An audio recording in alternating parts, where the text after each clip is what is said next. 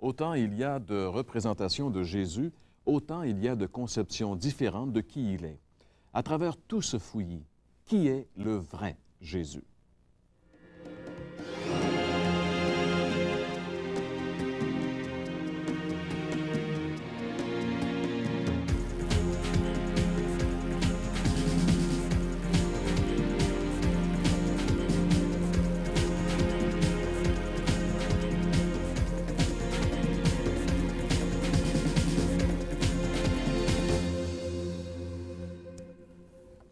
Mesdames, Messieurs, bonjour et re-bienvenue à l'émission L'heure de la bonne nouvelle. Déjà, nous en sommes rendus à notre 10e émission de cette série de 13 émissions qui a pour but de présenter le vrai Jésus.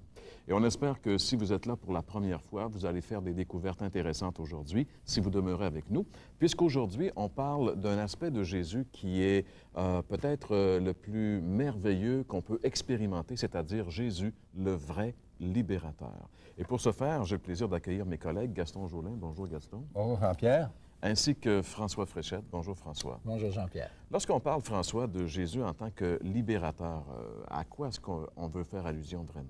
Bien, il faut mettre encore en contexte de ce dont on veut parler. Et c'est en relation avec le fait que l'homme est esclave. Et c'est ça la base. Et Jésus est venu pour nous libérer. Dans le monde dans lequel on vit, on est souvent l'esclave. On a d'abord entendu beaucoup parler de liberté. Mais dans un sens, plus on en parle, on dirait, plus on est l'esclave. Et je donne juste un exemple comme ça, en relation avec la technologie. En principe, la technologie nous libère parce que c'est beaucoup plus efficace, c'est vite. Il y a toutes sortes de choses, de domaines dans lesquels on profite de la technologie. Mais on réalise en même temps qu'on est esclave de la technologie. Je donne des exemples. La communication. On est très efficace au niveau de la communication. Mais quand il y a une panne, on est vraiment, non seulement pas efficace, mais on est vraiment dans les problèmes. L'électricité, on se rappelle la tempête de verglas en janvier 98. La province a été en partie paralysée. C'est quelque chose, on faisait juste manquer d'électricité, mais on devient l'esclave de ça. Et tous les domaines de la vie sont rendus comme ça, où on devient des esclaves. L'homme, il se croit libre, mais plus que cette liberté, il veut user de cette liberté, plus l'homme finit par obéir à ses convoitises et il se réveille un beau matin et il est rendu l'esclave de certaines de ces convoitises-là. Et le Seigneur Jésus a dit un jour, « Quiconque se livre au péché est esclave du péché. » Et c'est particulièrement de cet esclavage dont le Seigneur Jésus nous libère. L'apôtre Pierre de dire, lui, à son tour, « Car chacun est esclave de ce qui a triomphé de lui. » Et il est vrai qu'il est difficile d'avouer qu'on est l'esclave. Tous ceux qui font des thérapies pour des différents domaines, c'est le plus gros problème qu'ils rencontrent, de faire avouer, reconnaître à la personne qu'ils sont esclaves. Et l'esclavage, c'est quelque chose qui s'installe subtilement et d'une façon insidieuse. C'est pas évident. On se retrouve, j'allais dire, un beau matin, puis on s'aperçoit qu'on est vraiment pris. On est les mains puis les pieds attachés avec certaines habitudes. Et je pense que l'exemple simple et facile à comprendre, ce serait l'exemple du tabagisme. On se dit libre de fumer ou pas fumer. C'est vrai. Et moi, j'ai un de mes garçons qui est encore à la polyvalente. Et puis, tous les jeunes veulent commencer à fumer, puis ils veulent se sentir libres parce qu'ils veulent avoir le droit, puis bon, c'est bien beau. Mais finalement, qu'est-ce qui arrive avec ces jeunes-là plus tard? Ils sont devenus des esclaves. Ça a commencé, au début, ils n'aimaient même pas ça. Ils l'ont fait pour des raisons qu'on ignore, mais finalement, ils en sont devenus des esclaves. Mais ça, la cigarette, on sait que ça a des conséquences, mais c'est rien dans un sens. Mais si on parle d'autres domaines où l'homme s'est livré, on parle d'alcool. Combien de vies ont été complètement saccagées, de familles brisées, des situations financières ruinées, les jeux de hasard. J'ai entendu un homme un jour qui donnait son témoignage à la télévision et il a dit que lui, il a été pris avec les jeux de hasard, il a perdu son emploi, sa maison et un jour, il se mariait. Et le jour qu'il se mariait, il allait jouer. Et quand l'heure du mariage fut venue, j'en suis pas revenu, il est resté, il disait, c'est comme s'il y avait de la colle sur ma chaise. Je n'étais pas capable de me lever pour aller à son propre mariage. J'en revenais pas. Ça montre comment l'homme est esclave de ses passions, de ses désirs. Et puis, on peut parler d'autres domaines. Le domaine de la pornographie, puis on sait aujourd'hui que c'est un domaine où la grosse argent roule dans ce domaine-là. Ceux qui consomment la pornographie sont l'esclave de la pornographie. Et d'autres domaines encore. Les religions, il y en a qui ont été abusés de la religion. On a exagéré, on a eu une emprise sur les gens. On en est devenu souvent les esclaves. Mais aujourd'hui, il y a une bonne nouvelle. Et cette bonne nouvelle-là, c'est que Jésus, c'est le vrai libérateur. C'est lui qui a dit ce qu'on va lire maintenant à l'écran, dans Jean 8, verset 36, « Si le Fils vous affranchit, vous serez réellement libre. Si le Christ vous rend libre, vous allez goûter à une liberté que jamais vous auriez pensé pouvoir goûter. » Restez avec nous, parce que c'est lui, ce matin, qu'on veut vous présenter. La bonne nouvelle pour nous aujourd'hui, c'est que Jésus est venu pour libérer. Il est le vrai libérateur. Et j'aimerais vous inviter à une lecture qu'on retrouve dans l'Évangile de Luc, chapitre 4, versets 18 et 19, et qui se dit comme si l'Esprit du Seigneur, et c'est Jésus ici qui nous donne cette parole, l'Esprit du Seigneur est venu sur moi parce qu'il m'a oint pour annoncer une bonne nouvelle aux pauvres. Il m'a envoyé pour guérir ceux qui ont le cœur brisé, pour proclamer aux captifs la délivrance et aux aveugles le recouvrement de la vue, pour envoyer libres les opprimés, pour publier une année de grâce du Seigneur.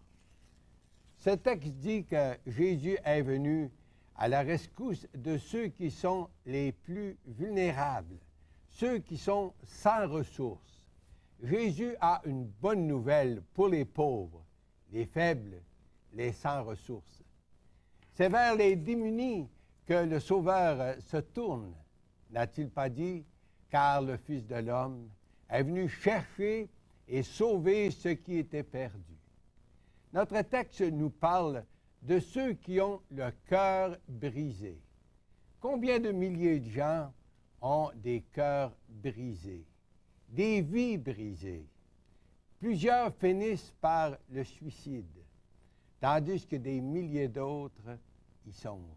On sait qu'ici, dans notre province, le Québec, le taux de suicide est un des plus élevés dans notre pays. Alors, vous savez, aujourd'hui, tout ça démontre que les gens sont vraiment pris, les gens sont vraiment fatigués justement de ce qui domine leur vie. Aux captifs, par exemple, il annonce la délivrance.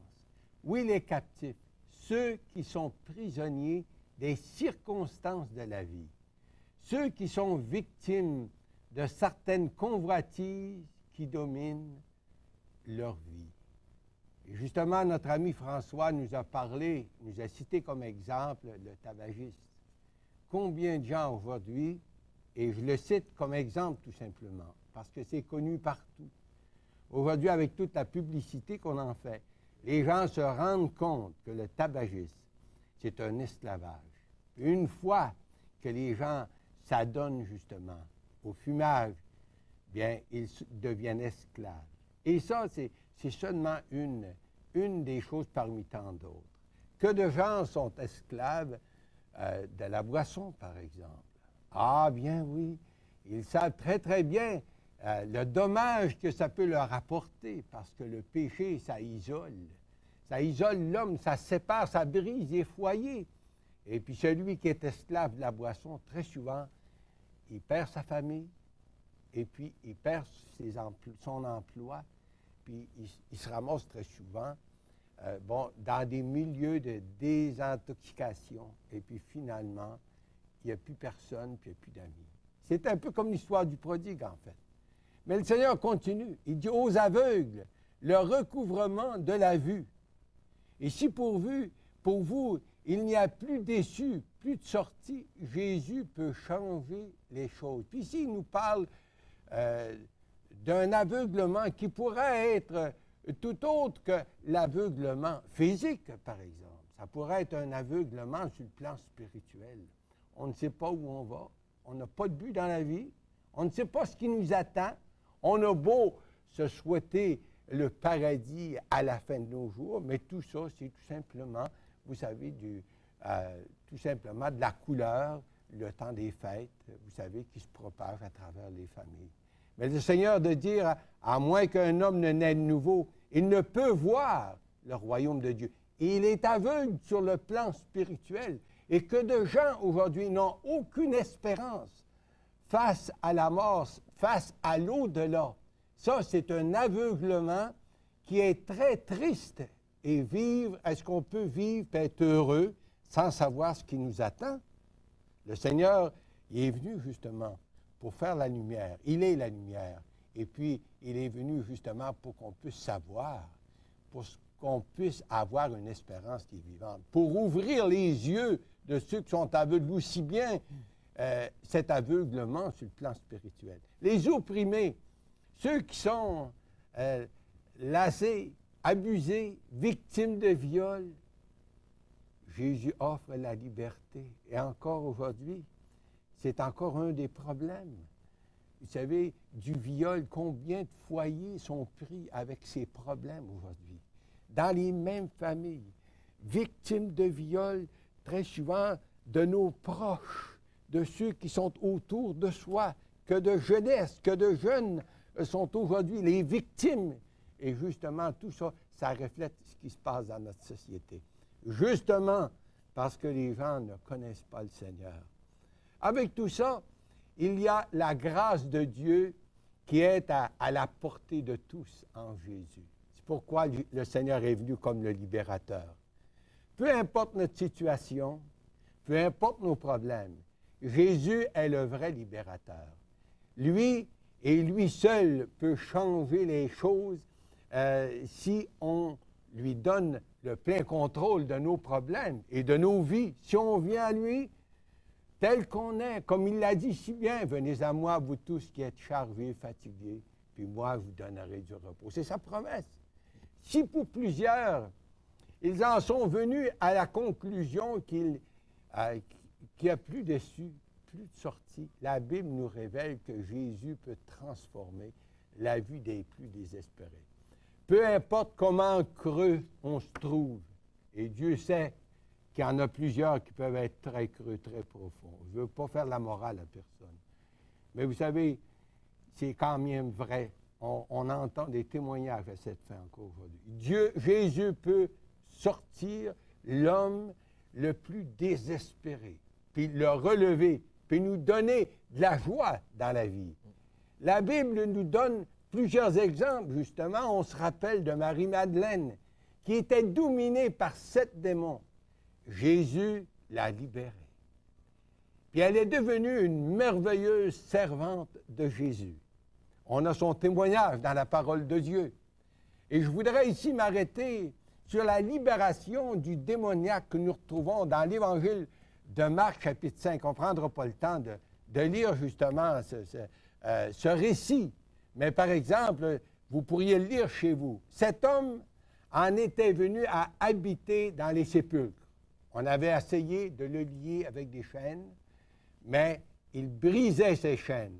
Personne ne pouvait le lier ou encore le soigner, même le dompter, nous dit la parole. Pourtant, c'est un terme qu'on emploie pour dompter des animaux, mais les gens ne pouvaient plus le dompter. C'était un cas désespéré. Il en était venu à vivre dans les montagnes et les sépulcres, criant, se meurtrissant, étant seul, séparé de la société. Sans doute que les gens de son temps en étaient venus à la conclusion qu'il n'y a plus rien à faire pour se désespérer.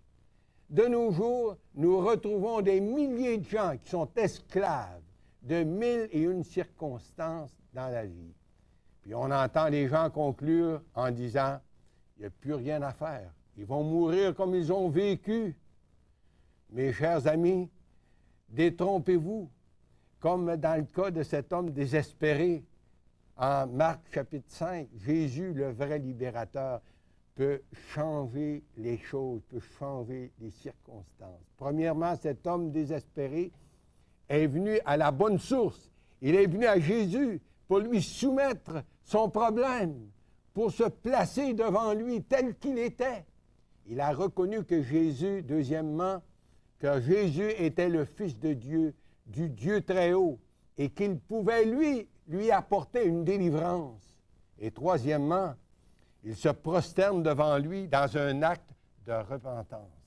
Il remet son sort dans les mains de celui qui seul peut lui donner une pleine délivrance. Jésus le libère. Et justement, il le libère de cette emprise des démons sur sa vie. Et quelle transformation! On le retrouve assis après auprès de Jésus, vêtu dans son bon sens, un homme nouveau, un homme transformé. Il deviendra le porte-voix de Jésus dans son milieu. Jésus de lui dire, va dire aux tiens ce que le Seigneur a fait pour toi. C'était son témoignage. La bonne nouvelle, c'est que Jésus peut encore transformer nos circonstances et nous libérer de nos problèmes, ces problèmes qui nous harcèlent et rendent des milliers de gens malheureux de nos jours. C'est ça la puissance de l'Évangile. Mais encore faut-il reconnaître qu'on ne peut vaincre nos problèmes par nous-mêmes. Et deuxièmement, que Jésus est le vrai libérateur et le seul qui peut nous libérer des problèmes qui nous rendent malheureux. Et vous, chers amis, qui est Jésus pour vous? Est-il vraiment le véritable libérateur? Devant justement ces vérités, c'est à vous d'y répondre. Oh, que le Seigneur puisse faire en sorte que vous puissiez vous tourner vers le véritable libérateur. Et dans un moment, on va entendre justement comment on peut se tourner vers le véritable libérateur qu'est Jésus.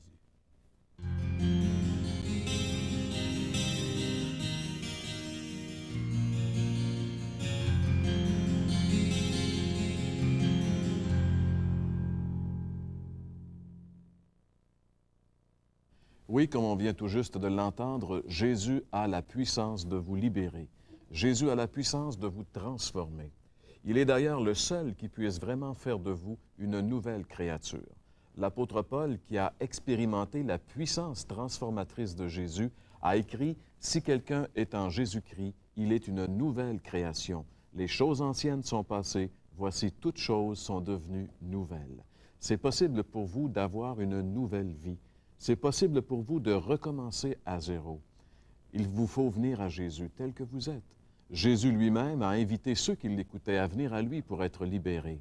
Dans l'Évangile selon Jean, chapitre 8 et le verset 36, on lit ceci. C'est Jésus qui dit aux gens qui l'écoutaient, il dit « Si donc le Fils vous affranchit, vous serez réellement libres. » Jésus dit « Si le Fils vous affranchit, vous serez réellement libres. » Oui, le Fils de Dieu, le Seigneur Jésus-Christ, peut vous affranchir. Mais il a mis une condition. Il a dit « si le Fils vous affranchit ». La condition, c'est que Jésus peut vous libérer, mais pour cela, il vous faut venir à lui. Il vous faut venir à lui avec votre besoin et le désir de changer les choses. Êtes-vous déjà venu à lui pour être secouru? Êtes-vous venu à lui pour être sauvé? Pourquoi pas le faire maintenant? Peut-être que vous savez que votre vie doit changer. Peut-être que vous savez que vous êtes dominé par quelque chose dont vous n'êtes pas capable de vous libérer. Vous avez essayé des thérapies, vous avez essayé toutes sortes de moyens et vous êtes esclave et vous le savez et vous criez après la liberté. Mais il est temps maintenant de venir au Seigneur Jésus-Christ, le vrai libérateur. Vous dites, comment est-ce que je peux faire? Comment est-ce que je peux expérimenter cette liberté? Comment est-ce que je peux venir au Seigneur Jésus-Christ? Premièrement, vous devez reconnaître que vous êtes pécheur. Si vous avez déjà reconnu que vous êtes pris avec quelque chose dont vous n'êtes pas capable de vous libérer, c'est que déjà vous réalisez que le péché a fait de vous un esclave. Vous êtes pécheur. Nous sommes tous des pécheurs. La Bible dit tous ont péché et sont privés de la gloire de Dieu. Donc le premier point, c'est de reconnaître que nous sommes pécheurs, que vous êtes pécheurs et que vous ne pourrez pas vous en sortir seul. C'est impossible. Tous ont péché et sont privés de la gloire de Dieu. Reconnaissez premièrement que vous êtes pécheur et que vous ne pourrez jamais vous en sortir tout seul. Deuxièmement, croyez. Croyez que Dieu vous aime tel que vous êtes. Même si vous ne vous aimez plus, Dieu vous aime encore. Dieu vous aime tellement qu'il a envoyé son Fils unique prendre votre place de coupable sur la croix. La Bible dit, Dieu a tant aimé le monde qu'il a donné son Fils unique afin que quiconque croit en lui ne périsse pas, mais qu'il ait la vie éternelle. Dieu vous aime, il a donné Jésus pour vous. Et finalement, recevez-le comme votre sauveur personnel. La Bible dit à tous ceux qui l'ont reçu, il a donné le pouvoir de devenir enfant de Dieu. Le recevoir, c'est simple, dans une simple prière. Reconnaissez votre culpabilité et votre besoin de Jésus et invitez-le à venir maintenant vous pardonner et vous transformer. Dites-lui, Seigneur Jésus, je reconnais que je suis pécheur et esclave de mon péché. Je crois que tu es mon libérateur. Viens, Seigneur, libère-moi et pardonne-moi. Faites cette prière et vous verrez que Jésus va vous libérer et vous transformer.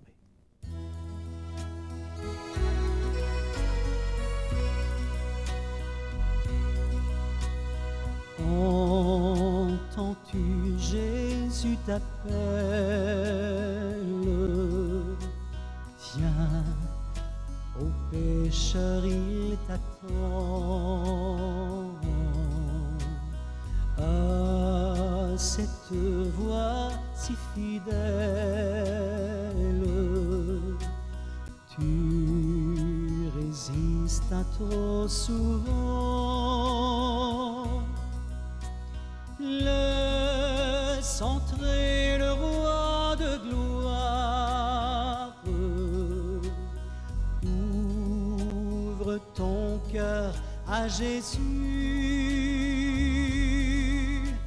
Laisse entrer le roi de gloire. Hâte-toi, ne tarde plus. Pour le péché, pour le monde, tu trouves place en ton cœur. Point pour le Sauveur du monde, rien pour l'homme de douleur. Laisse entrer le roi de gloire. Ouvre ton cœur à Jésus. Laisse entrer le roi de gloire. Hâte-toi, ne tarde plus. Jésus frappe, il frappe encore. Ouvre à ton libérateur. Et pour toi luira l'aurore du véritable bonheur. Laisse entrer le roi de gloire. Ouvre ton cœur à Jésus. Laisse entrer le roi de gloire. Hâte-toi, ne tarde plus.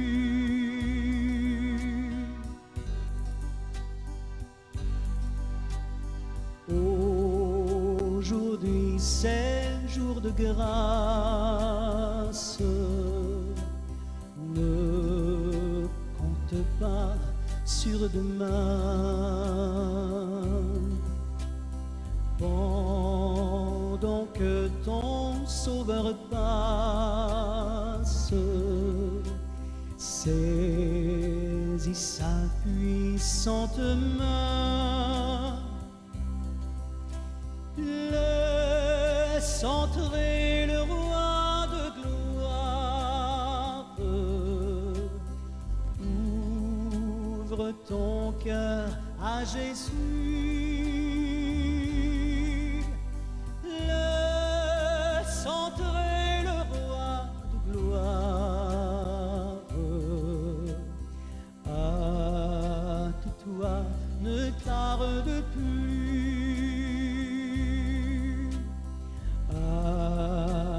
toi ne tarde plus.